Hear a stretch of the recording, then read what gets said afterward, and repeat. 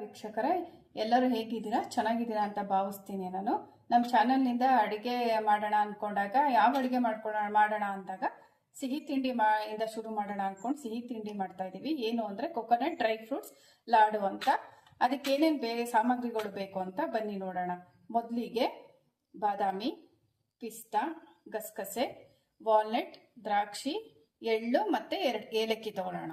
ಆಮೇಲೆ ಕಾಯಿ ಮತ್ತೆ ಬೆಲ್ಲ, ಆಮೇಲೆ ತುಪ್ಪ.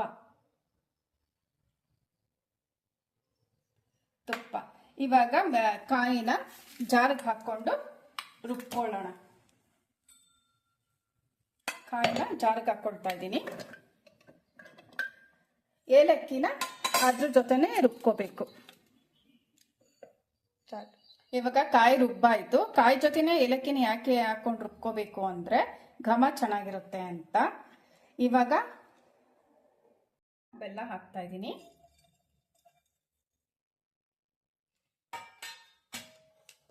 ಸ್ವಲ್ಪ ನೀರು ಹಾಕೊಳ್ಳೋಣ, ಪಾಕ ಬರಲಿ.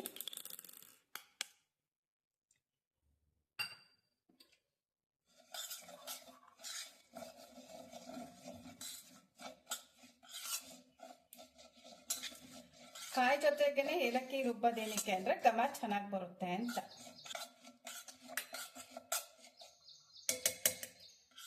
ಇದಕ್ಕೇನು ಜಾಸ್ತಿ ಟೈಮ್ ಏನು ತಗೊಳ್ಳಲ್ಲ, ಪಾಕ ತುಂಬಾ ಚೆನ್ನಾಗಿ ಬರುತ್ತೆ, ಬೇಗನೂ ಆಗುತ್ತೆ ಪಾಕ.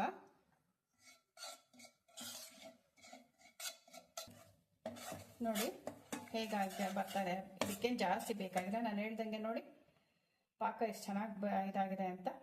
ಇದಕ್ಕೆ ಇವಾಗ ನಾವು ರುಬ್ಕೊಂಡಿರೋ ಏಲಕ್ಕಿ ಮತ್ತೆ ಕಾಯಿ ಹಾಕೋಣ.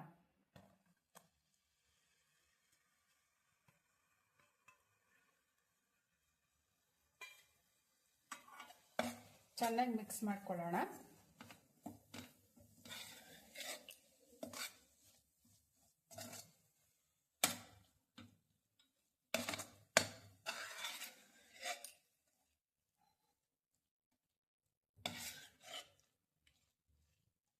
ಇದಕ್ಕೆ ಇವಾಗ ಬಾದಾಮಿ ಹಾಕೋಣ,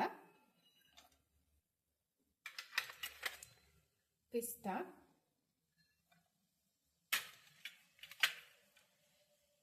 ದ್ರಾಕ್ಷಿ ಮತ್ತೆ ವಾಲ್ನಟ್,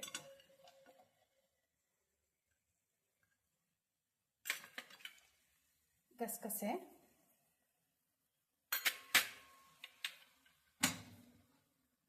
ಎಳ್ಳು. ಇದೆಲ್ಲ ತುಪ್ಪದಲ್ಲಿ ಉರಿಯೋ ಅವಶ್ಯಕತೆ ಏನಿಲ್ಲ, ಇದರೊಳಗೆ ಹಾಕಿ ಮಿಕ್ಸ್ ಮಾಡೋಣ.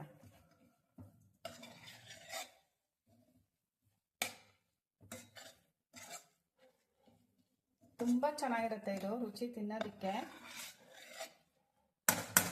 ಮಕ್ಕಳು ಯಾರು ಡ್ರೈ ಫ್ರೂಟ್ಸ್ ತಿನ್ನೋದಿಲ್ಲ ಅವ್ರಿಗೆ ಈ ಥರ ಇದು ಮಾಡಿಕೊಟ್ರೆ ಕಲರ್ಫುಲ್ ಆಗು ಕಾಣಿಸುತ್ತೆ, ರೌಂಡ್ ರೌಂಡ್ ಬರುತ್ತೆ. ಇದ್ರ ಹೆಸರೇ ಕೊಕೊನಟ್ ಡ್ರೈ ಫ್ರೂಟ್ ಲಾಡು ಅಲ್ವಾ, ಅದಕ್ಕೆ ಇದು ರೌಂಡ್ ರೌಂಡ್ ಬರುತ್ತೆ. ಮಕ್ಳಿಗೆ ಒಂಥರ ಆಕರ್ಷಕ ಆಗುತ್ತೆ, ತಿಂತಾರೆ, ಏನೋ ಒಂಥರ ಚೆನ್ನಾಗಿದೆಯಲ್ಲ ಅಂತ.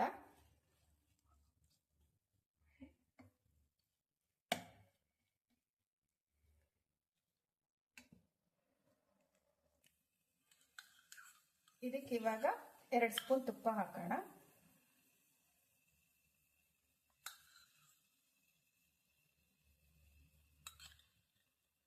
ಚೆನ್ನಾಗಿ ತುಪ್ಪದಲ್ಲೇ ಮಿಕ್ಸ್ ಆಗುತ್ತೆ. ಕಲರ್ ನೋಡಿ ಎಷ್ಟು ಚೆನ್ನಾಗಿ ಬಂದಿದೆ, ಡ್ರೈ ಫ್ರೂಟ್ಸ್ ಎಲ್ಲ ಹಾಕಿರೋದ್ರಿಂದ ತುಂಬಾ ಚೆನ್ನಾಗಿ ಕಾಣಿಸ್ತಾ ಇದೆ.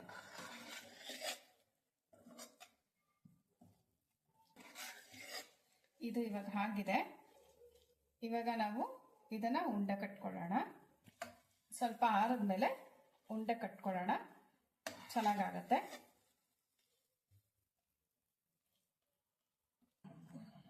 ನೋಡಿ ಇವಾಗ ಕೊಕೊನಟ್ ಡ್ರೈ ಫ್ರೂಟ್ಸ್ ಲಾಡು ಆಗಿದೆ, ತುಂಬಾ ಚೆನ್ನಾಗಾಗಿದೆ.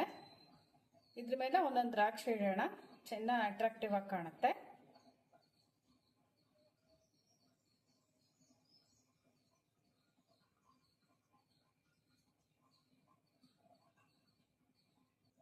ಇವಾಗ ನಾನು ಟೇಸ್ಟ್ ಮಾಡ್ತೀನಿ, ರುಚಿ ಹೇಗೆ ಬಂದಿದೆ ಅಂತ ಹೇಳ್ತೀನಿ.